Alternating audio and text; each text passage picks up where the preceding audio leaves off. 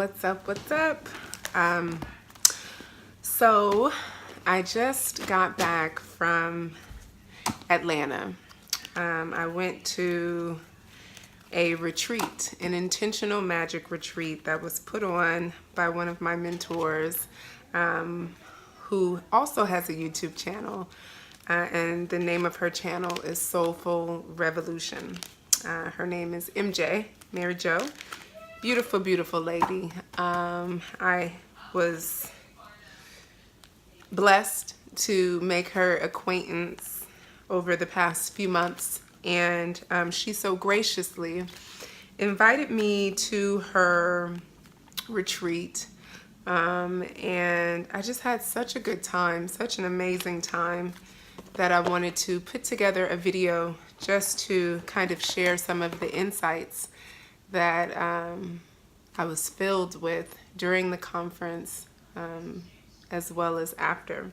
One of the major themes that came out of this was releasing the who, releasing everything about who we are, who we believe we are, who we should be, where we should be. So just being in this journey as if you were on a gentle ride, like being the gentle gardener with your manifestations and bringing forth or bringing into fruition the things that you're trying to accomplish, and honestly taking a look at exactly what has been blocking your co-creation and being willing to look at am I doing something wrong here? We look at things in two perspectives.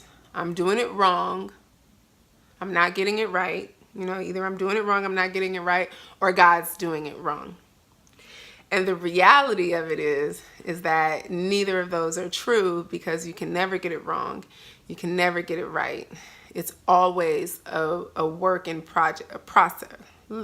a work in progress, like the wheel. Our lives and our manifestations are constantly evolving and moving forward. And just like the wheel, because it's always in motion and constantly evolving, can never be right or wrong, because it's always moving. And God is not getting it wrong. God, higher source, divine power, however you choose to refer to it. These are illusions. These are illusions that we create in our minds that block us on the manifestation process. That's one of the main things that keeps most human beings stuck, is us being trapped in our minds, the way we think about things, the way we choose to process things, the perceptions we carry.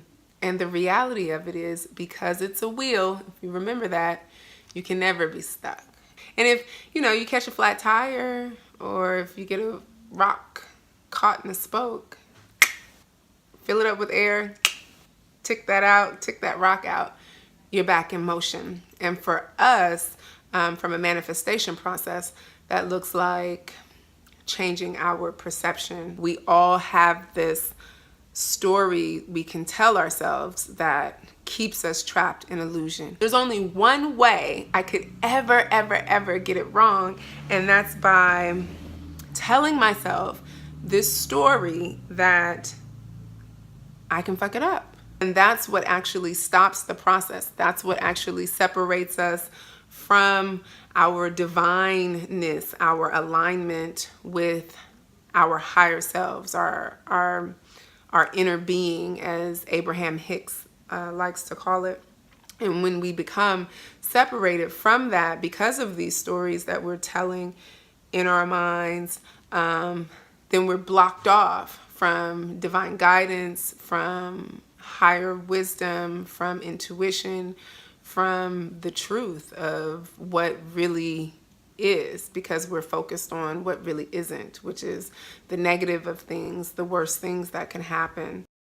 You're asking for something. First, asking yourself, are you giving that to yourself?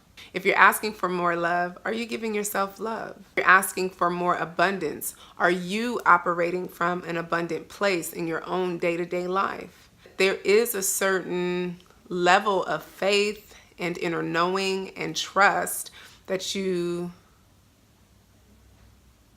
have to give to yourself first to put the universe on alert that this is what I want, this is what I'm worth, and so therefore, law of attraction, this is what I want you to give me back. That I left the retreat with is just the reminder that we are all infinite beings, ever expanding, ever growing, ever evolving, never complete.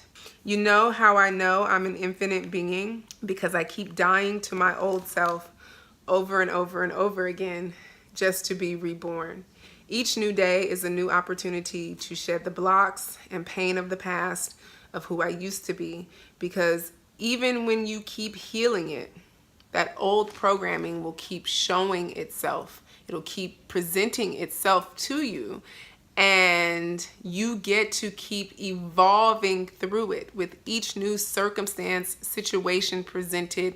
It'll still be the underlying issues of unworthiness, fear, not enoughness, lack, procrastination, not motivated. It doesn't matter what the circumstance is, but each new opportunity, each situation that presents itself is a new opportunity for you to die to your old self and be reborn again through the practice of choosing to respond from a higher perspective. The mind is like a bodyguard, right? We have this fight or flight protection system in place. And, in prehistoric days, it was to protect us from lions, tigers, and bears, and today is to protect us from, emotional vampires and toxic people and making decisions that do not serve us and being in relationships that are not for us. But when you operate from a place of knowing that, then it allows you rated and detached from the mind as being like a part of who you are, your being. Like you're able to engage with it as you would, a friend who, says all these things to you, but you're not quite sure you can really trust what they're telling you. So you're always kind of checking for the truth in what they're saying. And when you start operating from a place like that where you're more of the observer, then it puts you into a position to break down these negative thinking patterns and illusory stories that we tend to tell ourselves. And then that tends to block our manifestations. So we talked a lot about fear, and shifting fear. No matter what you're facing, no matter what you're going through, understanding that there is a solution for it. Removing the doubt that you can't do it, you can't figure it out.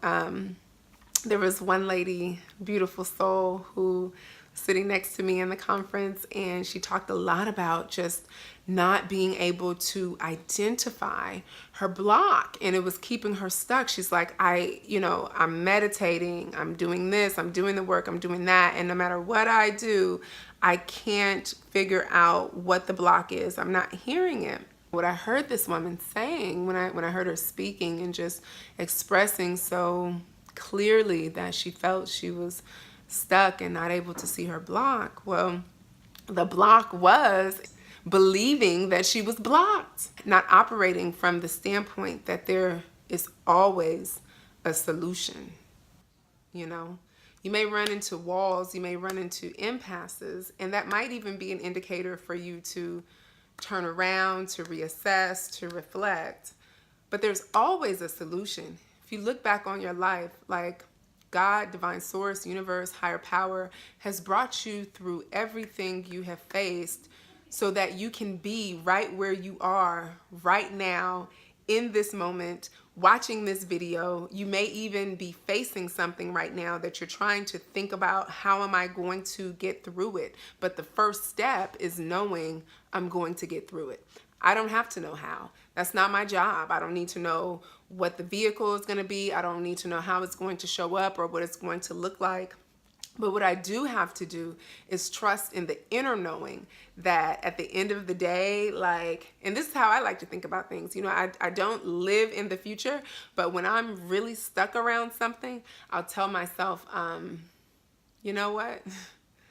5 years from now, God willing, I'm still living and breathing on this planet, I'll be looking back on this situation and talking about how I got through it. Because since I'm always in motion and always moving, I know that I won't be here. I remember being, 3, 4, 5 years old and having these violent stomach aches.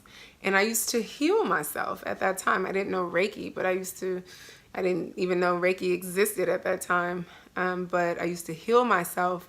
And one way I would use the power of my mind. I remember sitting there as a little bitty girl on the toilet in agony, like just, cramping of like the worst kind of pain. And I would think about other things. I would take my mind off of the actual pain itself, and I would focus on what I'd be doing the next day. Like the next day, I know I would be at school, or maybe it was the weekend, so I'd be doing something with my mom. And I would visualize myself doing that, moving past this moment of pain, visualizing myself in the solution of having gone beyond the current reality that I was in. And when I would do that for 5 or 10 minutes, the cramps would start to subside. And it was at that age that I actually realized and knew, like 100% without a shadow of a doubt, knew that I had the capacity to heal myself with my mind. Now, of course, at that time when I was 3, 4, 5 years old, I thought I had a secret that no one else knew, that I was this, magical healer, which I was. It's not a secret, but it is a tool. It is a power that many of us, when we're in the thick of a situation, really in that moment when we don't know how we're going to figure it out, it hurts, we're in agony, we're in pain, we're depressed, we don't focus, we lose sight of the fact that we actually have the power to create our own realities and manifest what it is we truly want to happen through the use of the power of our minds. So, some tips: shifting fears. How do you do that? Well, number 1, you create from the heart, not your mind. The heart is where you source joy. It's where you source love. It's where you source your creative, good feeling energy. It's where you feel good. It's where, everything that you want to feel lives. It lives in your heart. It doesn't live here in your mind. So surrendering to your soul's path, creating from the heart, not the mind, really looking at being in alignment with the two. Because even though you're not creating from the mind, you can't discount the fact that it's there. And I mean, we talk about separating from our minds, not letting that be the place from which we create our realities. But the truth is, our minds serve a purpose. Our brain functioning serves a purpose. It helps us think through things, not just feel through things. And we need that logical, practical side of ourselves. But we also have to be mindful, just like you have to be with any kind of tool, to use it in a way that serves us. So surrendering the worry around things and really remembering that because you can't get it right, because you can never get it wrong, you don't have to worry about either. And so in that process, you're surrendering the worry and turning it back over to the universe, to the angels, to the ancestors, to the whatever it is you choose to turn it over to. Okay, so the next tip is surrendering to effortlessness. In our manifestation process, we tend to want to hurry, do, get it done, get it done, get it done, get it done. There's more to do, there's more to do. But rarely are we slowing down and, number 1, enjoying what's already been created, really sourcing the gratitude of what is present. And number 2, not just knowing, but practicing the fact that we don't have to do so much to have all that we want. Removing this false belief that we operate in around it being difficult or it being something that we have to put a lot of blood, sweat, and tears into. I don't know about you, but some of the most wonderful things that have happened to me were things that I didn't even know was going to happen. It was in my vortex, as Abraham Hicks likes to say. I like Abraham Hicks. It was in my vortex. My inner being knew it's what I wanted, but I wasn't necessarily working towards it. Case in point, the other day, went to my mailbox, check in there for $1,000, just sitting in there. Did I have the desire for money? Yes. Did I have the need for more money at that time? Yes. Was I actively doing things to make it come? Yes. Was I worrying, hustling, trying to? No. No. And did I have any idea this was coming? No. No. But it was a pleasant surprise. And I bring that up to say the feeling that came from that surprise, the joy, the elation, there it is. And it just so happened that something I was wanting and putting in my head that, you know, oh, I need to get this thing. Guess how much it was? $1,000. So being able to duplicate that feeling around things that really matter to us, around things that, you know, we do hold near and dear to our heart, if we're able to source that same energy of effortlessness, then it allows us to become even more connected with the divine, with the universe, to help us co-create with more ease and effortlessness and flow. And it feels good. It feels good.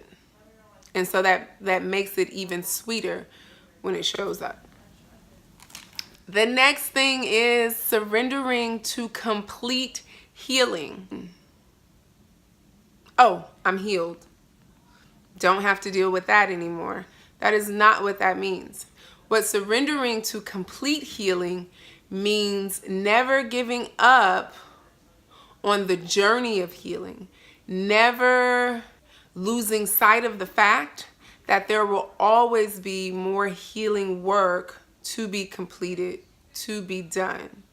This is an ever-evolving process that we have as co-creators with the universe, with God, divine source, for as long as we are alive and breathing on this planet, right? So it means accepting that every single day that you live on the planet, there is going to be some releasing you need to do. Releasing of attachment, releasing of need, desire, releasing of lack, releasing of outcomes. Same thing with your manifestation process.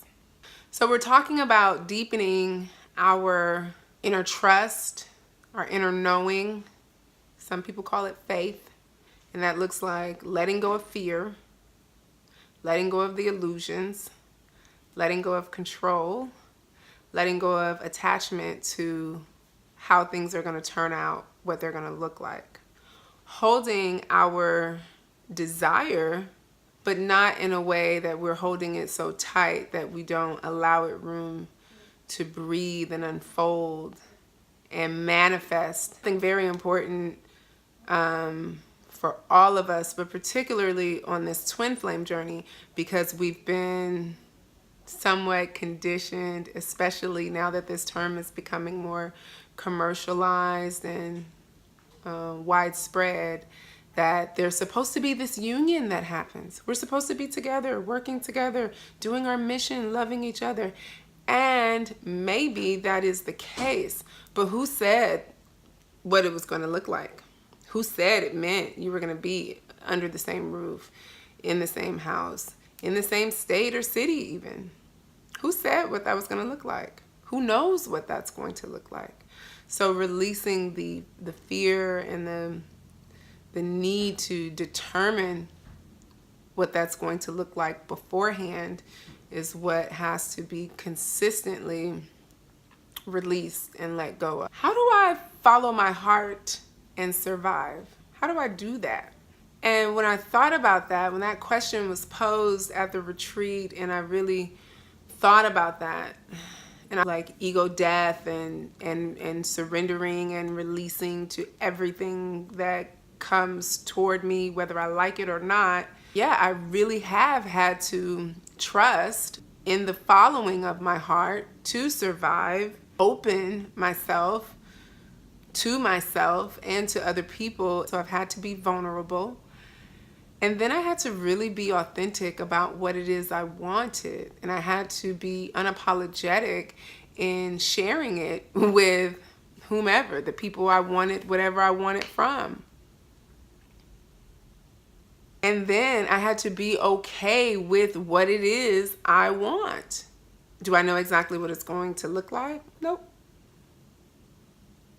There's nothing that has manifested thus far in my life where I've said, you know, it's not exactly what I wanted. If it turned out that way, it's because what I wanted changed. Something about it, something within it changed. I didn't want it the way that I wanted it before. I didn't want to do it that way anymore. I wanted something to change. And so that required a new process.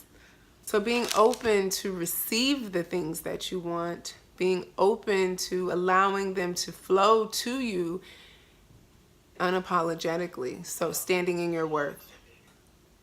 Trusting in the inner knowing. I can't stress that enough, because we have been conditioned, we have been programmed to believe only what we see. And if we can't see it, we have to have some pretty strong evidence that it's coming. And if we don't have that, then it's hard for us to really believe that it can happen. But the way that the world is moving, the way our consciousness is evolving, we're starting to understand more and more and more that it first starts with what we feel. And that is more truer than what we see. And that in order for what we see, if we want to bring something into fruition in a way that we can see it, then we first must feel it and know that it can come. Next thing, being honest with ourselves, being unapologetic about who we are, being willing to look in the divine mirror and not turn away from what we see. There's a lot of people I hear today saying, oh God, I had this entity attack. Oh my God, this person's negative energy was on me. I had to release it. I was feeling something, it's not mine. Now, are there times when you pick something up? You're around somebody, their vibe is kind of low vibrational. Maybe you're in a high flying place at that time, and after being with them, you come down. You know, yes, it is very possible to pick up other people's energies. That's what we do as empaths. And that's okay. Maybe you picked it up and it wasn't yours, but once you pick it up, guess what? It's yours. You're carrying it now. So what are you going to do about it? Telling yourself, oh, this isn't mine. It's not going to, okay, so it's not yours, but you're carrying it. What are you going to do about it? Because now it's affecting your flow, your vibration, your manifestation. What are you going to do about it? Okay, sure, you cut the person off. Great, you never have to see them again. But you're still carrying that energy inside of you. It may not have originated in you. Don't think there's not work that you have to do to eliminate it from within you. You got to deal with it. Whatever it brought up. And I guarantee, whenever something outside of you bothers you, the reason why it bothers you is because it's triggered something that exists already inside of you. Otherwise, it wouldn't bother you. Otherwise, you wouldn't have picked it up. So being willing to look at what that thing is, what it brought up, knowing that in any given moment, no matter what you're going through, as hard as it is, telling yourself in that moment, this is as hard as it's going to get. It's not going to get any harder than this. I'm never going to suffer this way again because now I've learned something so that I won't learn this lesson again. And understanding that the suffering is connected to the mind and the illusions we create in our minds, and that is the thing that's really holding us back, not the situation itself. And then having the audacity and the divine authority to say, and guess what? Not only will I not suffer like this again, but I can actually live a life without pain. Not saying that things won't come up that cause me pain, but I don't have to live with that pain because of the way I choose to respond to it. And I received a channeled message during this process over the past couple of days, and I'm going to start shuffling some cards just to give us some parting message to take away and to leave you with about the creation of your magic. And I'm going to pull from new deck, Earth Magic deck that I just got. I just got it like 2 days ago. But this channeled message that came through says,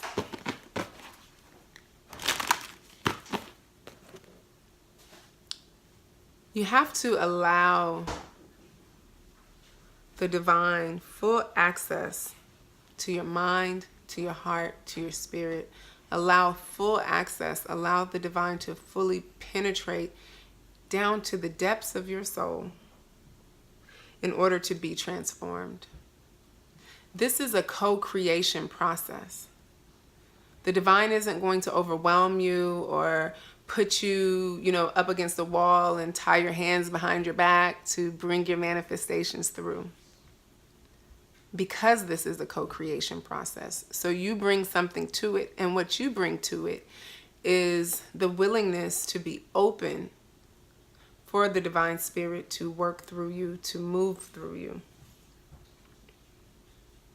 And the channeled message from Jesus said, I can heal you if you allow me in, fully in. So think about that. The next time you're feeling stressed, you're feeling tight, you're feeling unsure about how things are going to work out, remind yourself that that's resistance. That when those thoughts start coming up, you're not actually allowing the divine fully in. So let's look at some things that will help you allow divine spirit fully in to this co-creation process.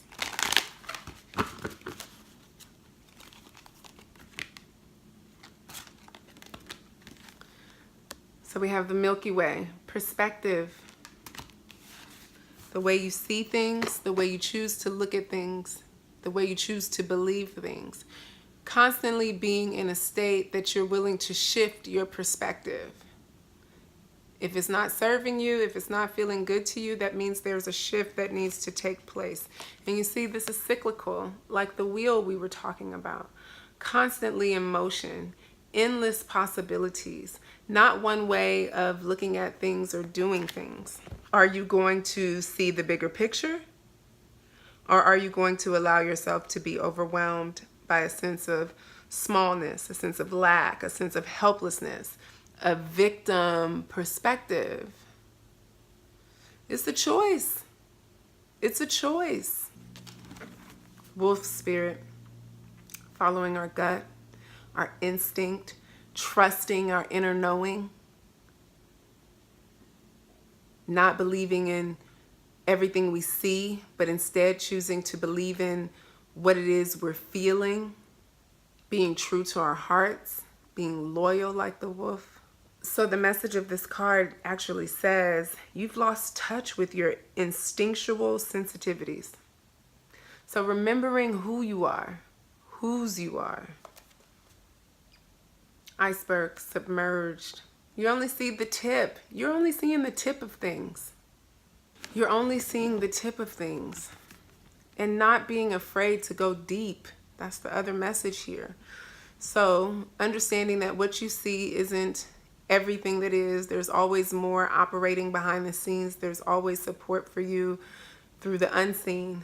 And not being afraid to go deep and dive deep into things that may be hiding out in your conscious and your subconscious mind that you may not want to look at, but you know is there.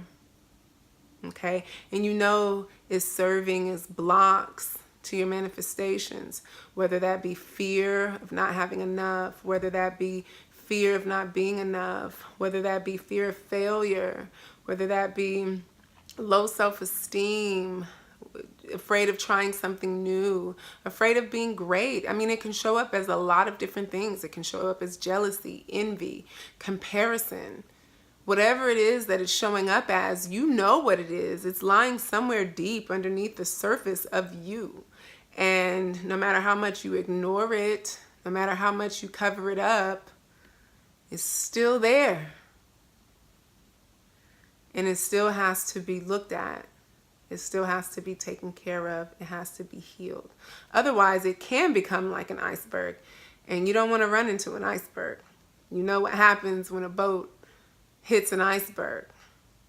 All right, so thank you for watching. Thank you for tuning in. Thank you for listening to me. Hit a like, hit a subscribe button. I really just enjoy being here with you guys. If you have any questions, don't be afraid to reach out to me. I'm always available. If you'd like to book a reading, book a coaching session, you know, have a good discussion. I love good discussion. Discuss a book, share some resources with me, or just connect. Do so down below. Like, share, subscribe, leave a comment. I love you guys. Peace.